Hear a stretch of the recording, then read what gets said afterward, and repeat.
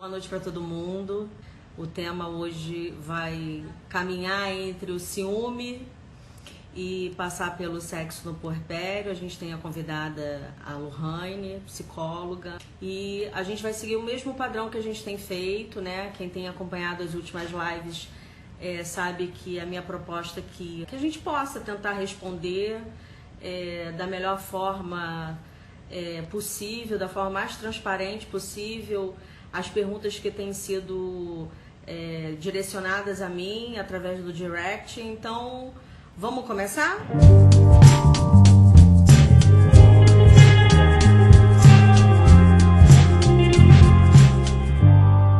E aí, vamos começar com a primeira pergunta. Então, ciúmes é insegurança ou nem sempre? Bom, a primeira coisa que a gente precisa entender aqui é que o ciúme é um sentimento, né? E normalmente ele está intimamente ligado ao sentimento de medo. Porque medo de quê? Medo de perder, medo de não ter mais aquela relação afetiva. Automaticamente a insegurança e a baixa autoestima, né? Então, o ciúme é insegurança ou nem sempre? A gente vai ter que ter muito cuidado com isso, porque a gente está falando do grau de ciúmes, né? Existe o ciúme que é um ciúme patológico e ele só é tratado em terapia. O ciúme, ele tem a ver com a forma como você expressa seus sentimentos através da obsessão. Então, o ciúme patológico. Não aquele ciúminho que eu chamo de ciúminho saudável, né? Onde você até coloca um certo charme na relação. Então, o ciúme é insegurança ou nem sempre? Então, ele também passa pela insegurança. Como ele é um sintoma obsessivo e passa pela falta de autoconfiança, baixa autoestima. Como o ciúme ele se manifesta de formas muito intensas, né? A gente tem que ter um cuidado durante a terapia de perceber se tem uma história anterior. Que história é essa? Então, muitas manifestações de ciúme, eles podem ser reforçados quando essas pessoas vêm de uma outra relação onde ela sofreu, por exemplo, alguma violência, né, alguma relação abusiva, uma sensação de controlar o outro. Existem grandes sintomas que envolvem isso. Então, quando alguém me pergunta, ciúme é saudável? Tá, mas a gente está falando de qual grau? Então, ele tá tão ligado quanto a forma como você se posiciona na vida, a forma como você se enxerga, né? Se você tem uma baixa autoestima, a insegurança é muito grande, o seu medo de perder é muito grande, automaticamente o seu nível de ciúme também é bastante elevado, ok? O legal é que você entenda que o nível de ciúme ele vai variando de acordo com os sintomas. Então tem um controle excessivo das coisas, a violação da privacidade, pensamentos de traição e abandono, e existe muita criatividade. Você imagina o sujeito que é muito criativo, imagina muitas cenas, cria vários cenários com relação ao parceiro amoroso. Isso normalmente não acaba muito bem, né? Então, exemplo, eu tenho um paciente que ele é baixinho, ele é gordinho, ele é totalmente fora do estereótipo do que a sociedade empurra pra gente sobre o que é beleza, né? A beleza estética. Ele é casado com uma mulher lindíssima, também dentro dos padrões do que é beleza para a sociedade, loura, alta, do olho verde, enfim, né? Embora para mim beleza tenha a ver com outras coisas. Ele chegou criando vários cenários que não existiam. Então, por exemplo, há 2 anos atrás, ele ainda buscava e levava a esposa no trabalho. Então ela entrava às 8 horas, ele estava ali na porta junto com ela, deixando ela. E ela saía por volta de umas 3h30, e aí 3h30 ele estava ali na porta pegando ela. Em momento algum ele deixava ela voar. E o discurso era o discurso do cuidado, do amor. Tá, mas todo dia? Então, entende o nível de ciúme? A insegurança dele é tão grande de ser trocado, até porque ele vem de uma história anterior onde ele sofreu muito abuso, né? Ele tinha uma sensação de abandono muito grande. E também tem esquemas de abandono na história dele de vida. Ele vem de um lar de abandono, onde nunca teve uma relação amorosa saudável com os pais. Então isso foi sendo reforçado à medida que ele foi envelhecendo. Essa é a atenção que a gente tem que ter cuidado. Para analisar ciúme, tratar ciúme, a gente primeiro tem que entender a história e o nível desse ciúme.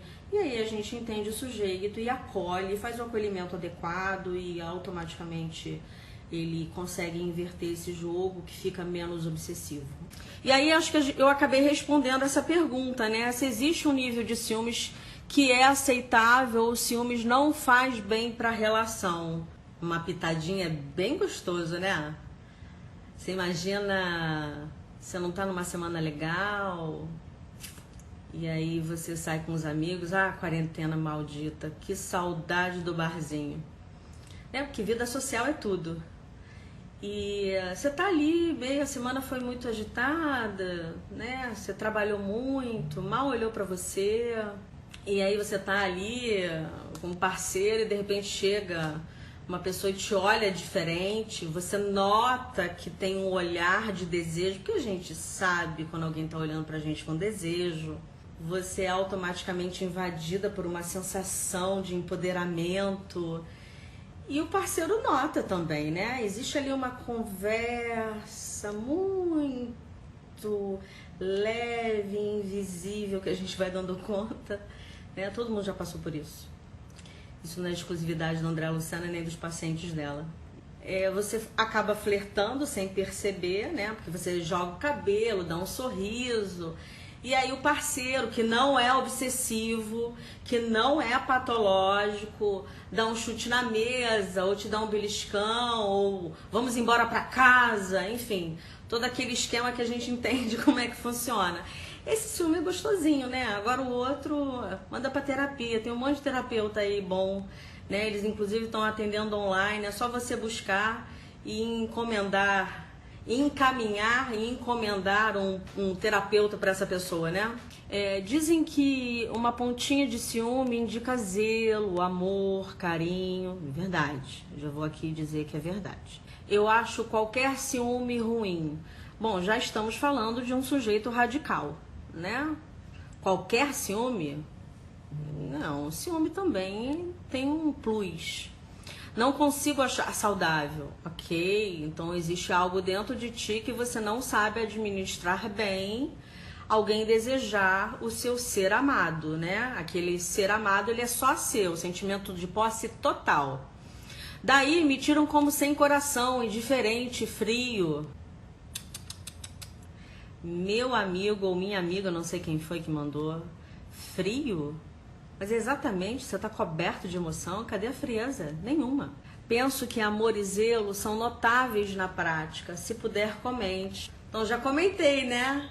Primeiro aqui, zelo, amor, carinho, mas excessivamente a posse, é medo, é insegurança, né? Tratado somente em terapia. E quero aqui desconstruir a frase do colega.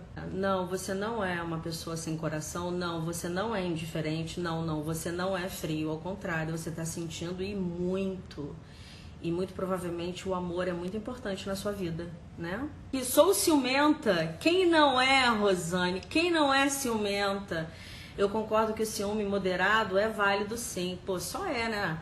Dá uma pimentinha ali, uma pimentada na relação que é uma beleza. Poxa vida, eu amei essa pergunta. Tudo bem, vontade zero às vezes de sexo num casamento feliz? Posso devolver com outra pergunta? Tudo bem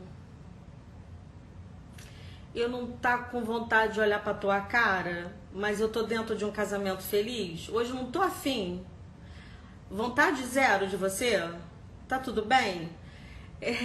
O interessante nisso tudo, o que eu tô dizendo? É porque a gente tem a ilusão, e aí a gente volta para a questão do amor romântico, de que a gente tem que estar bem o tempo inteiro, que a gente precisa corresponder sexualmente, que a gente precisa estar feliz, que a gente precisa. É tanta demanda o tempo inteiro, que quando a gente dá conta naquele dia que o ser demandante, né, o parceiro ou a parceira, eles não estão compatíveis naquele dia, existe uma sensação de frustração e uma cobrança, né, que a gente faz com a gente mesmo, de ter que estar correspondendo àquele afeto. Mas assim, já imaginou você todo santo dia comer ovo? Não vai enjoar? Você já imaginou, por exemplo, você todo santo dia ter que levantar no mesmo horário para fazer as mesmas coisas, para encontrar as mesmas coisas? E tem muita gente que trabalha dessa forma, né? Então, tá tudo bem você não sentir vontade ou vontade zero de ter relação sexual com seu parceiro e você ser feliz do mesmo jeito, né? Não é só o sexo que compõe o casamento, né? O casamento, ele envolve muito mais do que o sexo, envolve tanta coisa. Como dizer adeus para um grande amor? Primeiro, esse adeus é como? Existem formas de se despedir dependendo do formato do adeus. Não entendi nada, Andréia, vou explicar. Ele ou ela foi embora da sua vida porque morreu? É a morte mesmo, física? Dói, né? Perder uma pessoa que você ama dói muito. Mas é uma morte em vida? Ou seja, essa pessoa saiu da sua vida e você não vai ver mais, não vai ter mais contato, não vai mais tocar, não vai mais cheirar. Como é que se diz adeus a um grande amor? É um grande amor. Eu tô seguindo ali a pergunta do grande amor. Sendo um grande amor, você não diz adeus, não. Você se afasta. Normalmente um grande amor se afasta, né? Você vai lembrar para sempre. E essa pessoa vai caminhar dentro de ti para sempre também. Você pode se refazer, como a gente realmente se refaz, viver outra história amorosa, ter outro encontro sexual prazeroso, mas você não esquece aquela referência de amor, né? Aliás, quem esquece um grande amor e ele sendo o primeiro grande amor? Dá pra esquecer? Acho que não, né? Muito pelo contrário, ele ainda é referência para você viver outros amores. E partindo da ideia de que o amor, esse amor é o amor saudável, né? Então, não, a gente não se despede. Ele fica ali permeando você a vida toda e por muito tempo. Às vezes, inclusive, isso aparece muito em consultório, para a vida toda, né? Chamei minha querida amiga. Já já ela entra. E aí, você tá bem? Tô bem, gente. E vocês? Nessa quarentena. Andréia, por que que você não me falou que você ia vir maravilhosa desse jeito? Olha aqui. Poxa, mas assim, sabe o que é? Deixa eu te contar um segredo. Tem nada pra fazer na quarentena, né? Na sexta-feira. E assim, Pois você sabe é, que eu amo sexta-feira. Porque pois é. Você sexta-feira. me obrigou a pentear o cabelo. Então, mas tá tudo certo. Então, gente, pra quem não conhece, essa é a Lohane, eu vou dar a palavra a ela.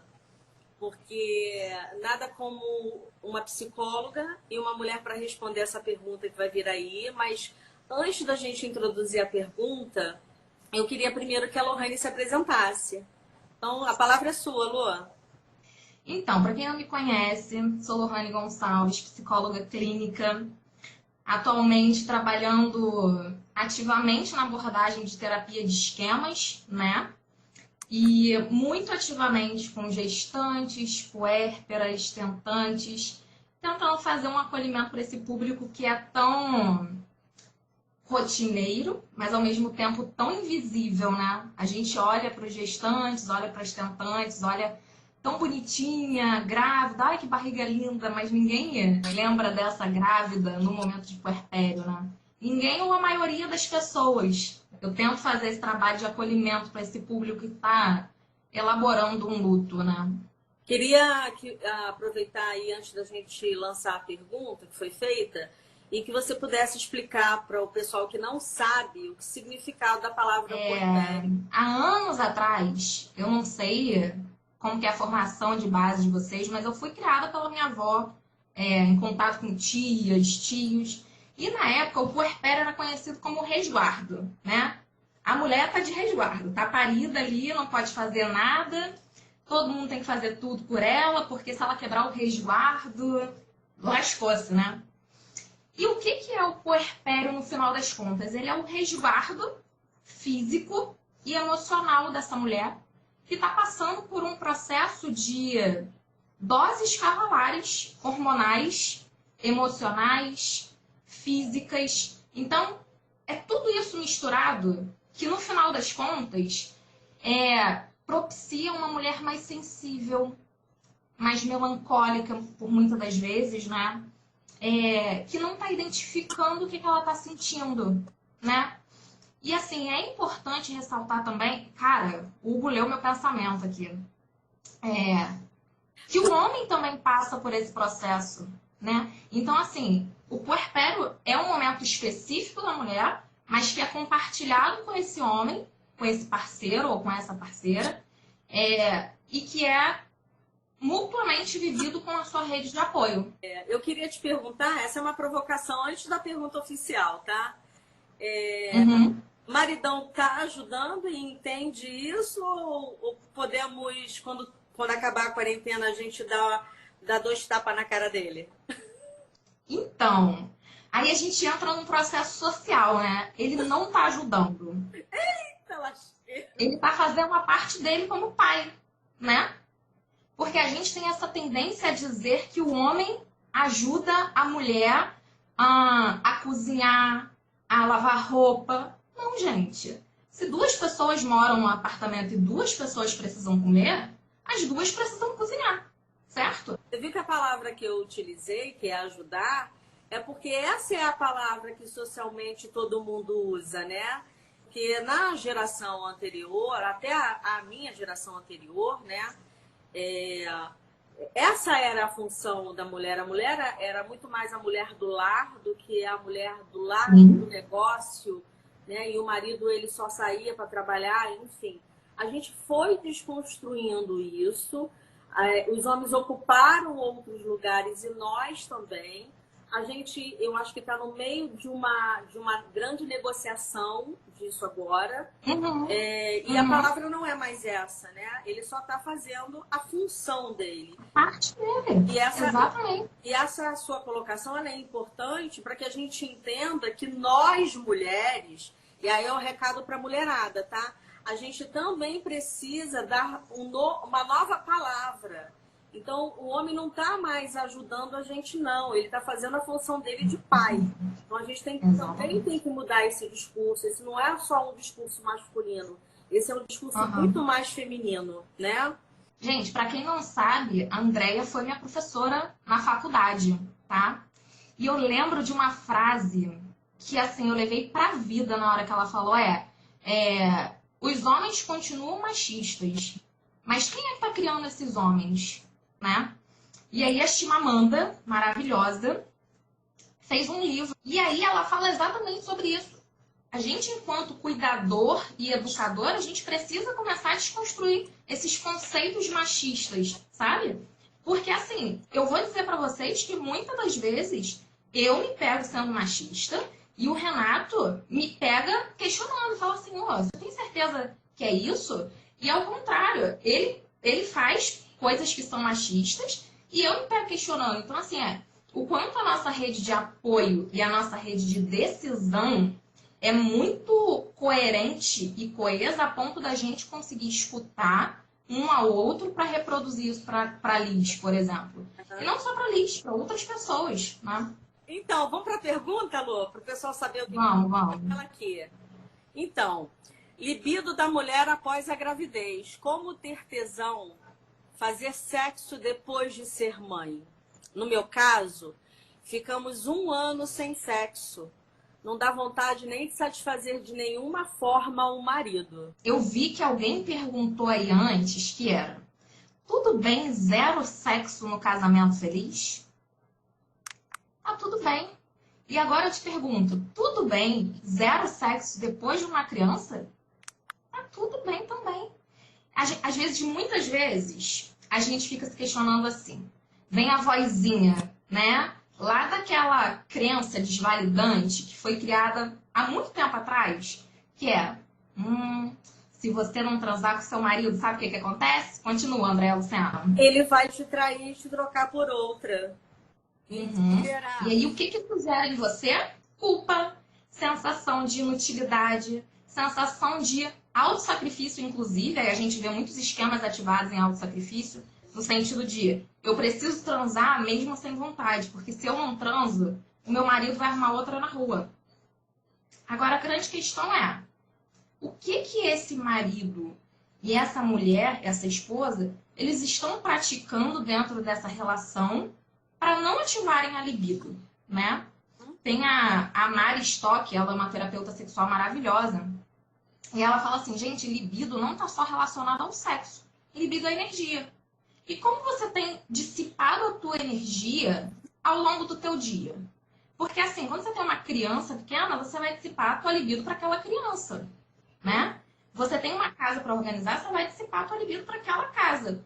Imagina, depois de um dia extremamente exaustivo, onde você teve toda a sua libido investida em toda a tua casa e menos em você, como é que você vai conseguir investir isso num relacionamento sexual saudável, né? E aí a gente entra num outro ponto, que é o que ela está considerando sexo / transar? Uhum. Porque o sexo não é só uma transa com penetração, né?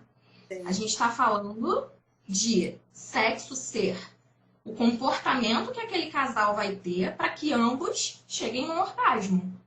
Seja por autoestimulação, por beijo, carícias, enfim. E não necessariamente a penetração. Então o que está construído na cabeça dessa pessoa, né? Seja dessa mulher ou desse homem que fez essa pergunta, desse casal, que está impedindo eles de ter um consenso para chegar a um prazer comum, né? Porque isso é muito abrangente, gente. Não dá pra gente falar assim, porra, é só a mulher. Mas o que esse homem tem proporcionado para ela aumentar a libido, sabe? Então, o que eu fico, às vezes, me questionando em consultório é por que essa é uma responsabilidade da mulher. Porque, assim, eu acabei de ter um bebê, todo o meu esquema de emoções está extremamente ativado, e aí existem vários, que a gente um dia pode conversar aqui numa outra live, e explicar para as pessoas do que se trata a terapia dos esquemas, né? E o que são essas ativações, né? Enfim, e quais são esses esquemas, porque tem a ver com as nossas histórias infantis. E aí a gente aprende que é da responsabilidade da mulher, além dela dar essa família, construir essa família fisicamente falando, com 1, 2 ou 3 bebês dentro dela, e aí ela ainda está se recuperando emocionalmente dessa mudança corporal, dessa mudança hormonal. Eu fico me perguntando ao contrário, por que não é esse homem que acolhe essa mulher nesse momento? Por que ela é que ainda precisa satisfazer ele? Por que ela que ainda precisa cumprir o papel de mulher? Por que ela ainda precisa estar sexualmente atrativa, fisicamente estimulada? Enfim, tudo aquilo que envolve o sexo. Porque a primeira coisa que eu fico imaginando, e para quem não sabe, eu não tive filhos, então eu não conheço essa sensação corporal, mas não sou burra, eu vejo no consultório e leio nos livros. entendo, né? A gente não precisa ter câncer para entender a dor do outro, como a gente não precisa engravidar para entender a importância e as mudanças que acontecem nessa mulher. E assim, por que nós, quando somos mães e educamos os nossos filhos, por que a gente não prepara esse homem para que ele possa acolher essa mulher no momento de fragilidade? Porque ela tem que ser forte o tempo inteiro. Então, aonde vai o nível de intimidade? Porque a gente está falando de sexo, e aí é importantíssimo para os homens, né, dentro da cultura deles, mas também, homens, a gente quer avisar para vocês que dentro da nossa cultura, além do sexo, que também é importante, porque hoje a gente pode falar isso, a intimidade, sabe? E a certeza de que eu posso ser frágil no momento frágil e dizer para você e você vai me acolher. E me diz, por que você não me acolhe? Então, eu queria entender isso. Qual é a dificuldade real desse homem a acolher essa mulher 1 ano, 2 anos? Por que ele culturalmente precisa procurar na rua? Eu estou lendo os comentários, eu estou juntando esses comentários com essa minha indagação, né? Como sociedade, e eu não digo como uma sociedade brasileira, eu vejo que isso, lendo alguns estudos aí afora, a gente percebe que a mulher ela é objetificada em qualquer lugar do mundo, né? Então, assim, esse homem, ele é validado quando ele trai, quando ele procura outra mulher na rua, porque a de casa não tá dando conta. Isso aí. Mas se for o contrário, a mulher, ela é criminalizada praticamente, né? Então, a gente já consegue entender que, assim, a balança para a mulher pesa muito mais quando ela vai realizar ações que homens realizam. Então, a gente já percebe que isso, ele já tem um ponto na frente. E outro ponto é o quanto esse casal, vamos colocar o casal no jogo, construiu essa parentalidade juntos, né? Porque, assim, quando a gente fala de gestação, tudo está sendo colocado como responsabilidade da mulher.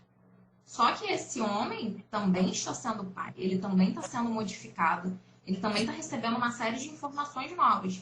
Então, qual foi o modelo que ele foi constituído enquanto família? Qual foi o modelo que essa mulher foi constituída como família? Esse cara foi criado brincando com um carrinho e essa mulher foi criada passando roupa, com um ferrinho de brincadeira. Ela foi criada para ser mãe. Eu acho que a gente precisa dizer uma coisa aqui importantíssima. Hugo, você quer casar comigo? Você sabe por quê? Eu vou ler para você o que ele acabou de escrever. Precisamos de homens assim. Acho que a responsabilidade do homem nesse momento é maior. A mulher acabou de parir um bebê. Acho que é importante o homem fazer ela se sentir mais mulher. Uma salva de palmas. Então, assim, no caso eu tô saindo da live e vou deixar você falar, porque era exatamente isso que eu ia falar. Porque, assim, gente, o puerpério é o seguinte, a criança. Essa mulher vai dar colo para essa criança. Só que tem que ter alguém aqui atrás dessa criança e dessa mulher, que é o homem, né? Por quê? Essa mulher vai estar voltando à fisiologia dela, ou seja, o útero vai estar voltando pro tamanho. Essa mulher vai estar com a pojadura, que é o peito descendo, ela vai estar igual uma vaca. Gente, o peito fica assim, ó, você não consegue abaixar o braço. E aí, o peito está dolorido, porque não é comercial de mamadeira, que a mulher fica linda, maravilhosa. Não, o peito dói, o peito sangra, a mulher chora. Eu chorei porque o Renato falou pra mim assim, por que você tá com essa cara de choro? Eu não quero chorar, mas eu não quero parar de dar mamar. Ele, mas a gente dá fórmula. Eu falei, mas eu também não quero dar fórmula. E aí você se sente culpada por tudo. E aí ele fala muito isso, ele, cara, é um momento muito difícil pra mulher. Mas o homem, ele tem que conseguir segurar essa mulher também, para que ela se sinta cuidada. Então, eu acho que esse é o ponto fundamental desse homem, fazer com que ela se sinta plena nesse momento de descompensação hormonal e fazer com que ela se sinta acolhida, sabe? Eu acho que isso é um ponto-chave. Pois é. E aí eu vou destacar 2 coisas aqui. O Tobias aqui, que eu sei quem é que está por trás, mas vamos seguir o fluxo. escreveu o seguinte, achei fantástico, que é uma visão de uma criação que tem impacto concretamente no social, né? A mulher foi criada aprendendo a lavar a calcinha no banho, e ele foi criado largando a cueca embolada no chão para a mãe buscar, botar no cesto para lavar. A gente vê muito isso, eu tenho um irmão, eu assisti muito isso na minha infância. Mas eu queria voltar para a questão do objeto, a mulher como um objeto, né? Do seio ao sexo, ao cabelo, ao cheiro, enfim, ao tudo, né, dela. Você acha que isso muda, Lu? Voltando à dose hormonais cavalares. Essa mulher está com o corpo recheado de prolactina. Essa prolactina vai ser responsável para dizer para essa mulher assim, olha só, eu tô ressecando o seu canal vaginal, porque você tem que entender que agora você só vai amamentar, tá? A sua vagina vai ficar fechada para você não procriar. E o que envolve esse nosso processo de embelezamento, né? O pavão abre as penas dele para quê? Acasalar. Para se exibir, para... Por que eu vou ficar bonita? Por que eu vou fazer as minhas unhas se eu não preciso acasalar? O meu corpo tá dizendo para mim, querida, não é o momento. Você tem que ficar quietinho na sua casa. Independente do momento, se você está no início da gravidez, se você já teve o bebê e o neném está do seu lado agora, a gente está se arrumando pra gente. Não é pra ser... Sim, e aí eu vou entrar no autocuidado, né? Porque assim, ok, o seu corpo tá dizendo tudo isso pra você, mas você precisa de dar um suspiro nesse momento de puerpério que é extremamente intenso. Então, assim, Lohane, eu não tenho absolutamente ninguém para ficar com o meu filho de 8, que é a hora que meu esposo sai, às 18. Cara, seu marido chegou em casa às 18h01, toma aqui, o filho é seu, e vai pro seu banho. Se é o banho que você consegue fazer, valide o que você tem na mão, sabe? Tome um banho de 20, 30 minutos. Ah, Lohane, não consigo lavar o meu cabelo hoje. Tá tudo bem, querida. Lava seu cabelo amanhã, sabe? Se arruma. E assim, pra você se sentir bem consigo. Ah, Lohane, pô, não quero me depilar.